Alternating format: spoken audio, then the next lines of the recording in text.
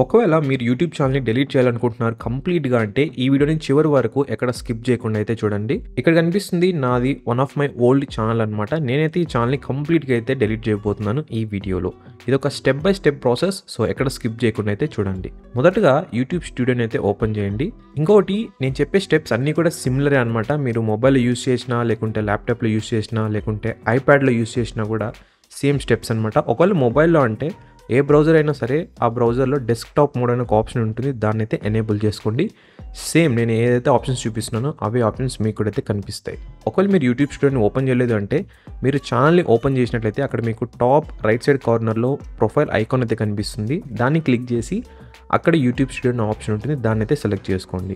Once YouTube studio అనేది load అయిన తర్వాత ఇక్కడ మీరు చూసినట్లయితే లెఫ్ట్ సైడ్ మెన్యూలో కొన్ని ఆప్షన్స్ అయితే ఉంటాయి. దీంట్లో సెట్టింగ్స్ అనే ఆప్షన్ అయితే సెలెక్ట్ చేసుకోండి. దీన్ని సెలెక్ట్ చేసుకున్నాక మరికొన్ని ఆప్షన్స్ అయితే ఓపెన్ అవుతాయి. దీంట్లో ఛానల్ అనే ఆప్షన్ అయితే సెలెక్ట్ చేసుకోండి. ఇక్కడ మీరు అడ్వాన్స్డ్ సెట్టింగ్స్ అనే ఆప్షన్ని చూస్ చేసుకోవాలి. తర్వాత స్క్రోల్ చేసుకుంటూ వెళ్తే బాటంలో మనకి రిమూవ్ యూట్యూబ్ కాంటెంట్ అని ఒక ఆప్షన్ అయితే ఉంటుంది. దాన్ని సెలెక్ట్ చేయండి. సెలెక్ట్ చేశాక ఒక కొత్త పేజ్ అయితే ఓపెన్ అవుతుంది. ఇక్కడైతే మీరు మీ జీమెయిల్ని అయితే వెరిఫై చేసుకోవాలన్నమాట. వెరిఫికేషన్ అయిపోయిన తర్వాత మీకు ఈ ఆప్షన్ అయితే ఆటోమేటిక్గా అయితే అదే ఓపెన్ అవుతుంది.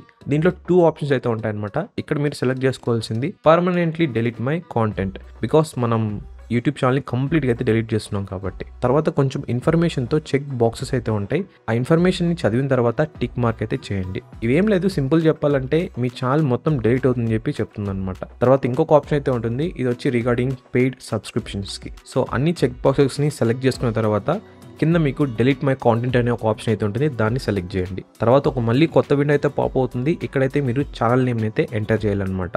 ఆఫ్ కోర్స్ మీరు ఇక్కడ చూసినట్లయితే బ్రాకెట్స్లో కూడా కనిపిస్తుంది మీ ఛానల్ నేమ్ అనేది. జస్ట్ దాన్ని అయితే ఎంటర్ చేసేయండి. ఎంటర్ చేశాక మళ్ళీ కింద కనిపిస్తున్న డిలీట్ మై కాంటెంట్ అనే ఆప్షన్ అయితే సెలెక్ట్ చేయండి. అంతే.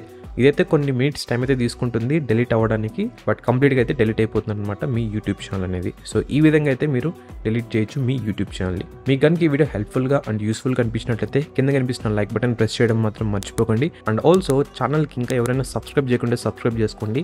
ఇలాంటి టిప్స్ అలాగే టెక్ రివ్యూస్ చాలా అయితే పోస్ట్ చేస్తుంటాను, అది కూడా తెలుగులో.